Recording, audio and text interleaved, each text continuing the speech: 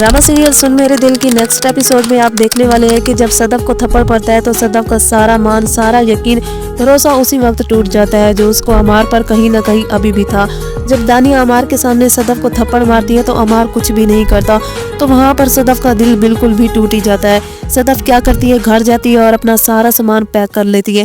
कोई भी चीज़ वो अमार के घर नहीं छोड़ती और अपनी माँ के घर आ जाती है। जब इसकी माँ सदफ को अपने दरवाजे पर देखती है तो वो बहुत ज़्यादा परेशान हो जाती है। सदफ का हुलिया देखकर तो वो और ज़्यादा हैरान और परेशान हो जाती है। इसकी माँ सदफ से पूछती है कि सदफ तुम इतनी परेशान क्यों लग रही हो, तुम्हारा ये हाल किसने किया।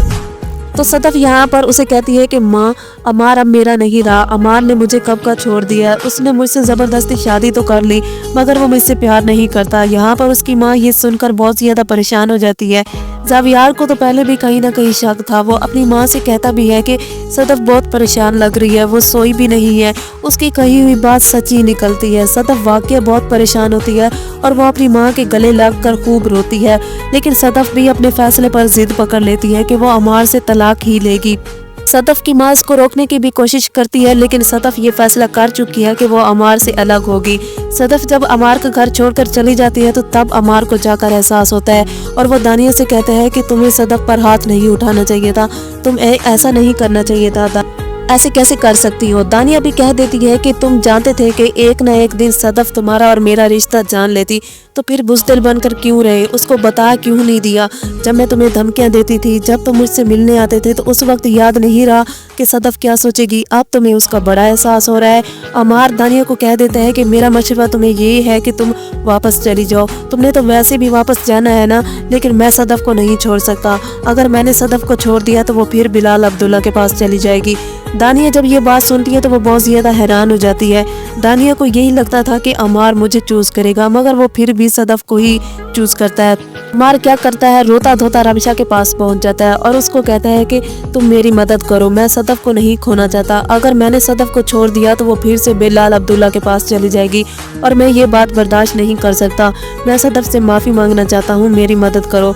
रमशा उसको बहुत बड़ा लेक्चर देगी कि तुम्हें शर्म नहीं आती, तुम लड़कियों के जज्बातों से खेलते हो। अगर एक से दिल नहीं भरा तो दूसरे के पास चले गए। तुमने सदफ को जीते जी मार दिया है, तुम्हें पता है कि वो कितनी परेशान है। क्या कहा था तुमने सदफ से कि कितना प्यार करते हो तुम इससे, मगर तुमने तो उसका दिल ही तोड़ दिया। वहाँ पर अमार कहेगा कि गलती हो गई ना मुझसे, अब बताओ कि मैं कैसे मनाऊं सदफ को। वहाँ पर रमशा से कहेगी कि अब मैं तुम्हारी कोई मदद नहीं कर सकती, मैं पहले भी तुम्हारी बहुत मदद कर चुकी हूँ, अब मैं खुद भी तुम्हारी मदद करके पछता रही हूँ, काश मैं उस वक्त तुम्हारा साथ न देती। दूसरी तरफ बिलाल अब्दुल्ला नशे की हालत में रमशा से पूछेगा कि सदफ और अमार के दरमियान जो दूरियां आई है उसकी वजह सिर्फ मैं तो नहीं हो सकता, कोई और बात भी जरूर होगी।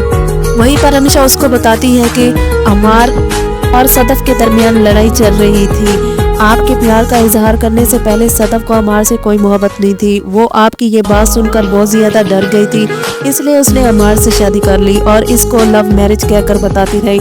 अमार की पहले एक और बीवी थी जिसका नाम दानिया है। जब सदफ को ये पता चला तो इनके दरमियान लड़ाइयाँ शुरू हो गई। अमार सदफ को छोड़कर उसके पास जाता था। जब अब्दुल्ला ये बात सुनता है तो वो बहुत परेशान और हैरान हो जाता है और कहता है कि उसके लिए ठुकराया था सदफ ने मुझे। सदफ तो उससे बहुत प्यार करती थी लेकिन अमार उसके साथ ऐसा कैसे कर सकता है, इस अमार को तो मैं छोड़ूंगा नहीं।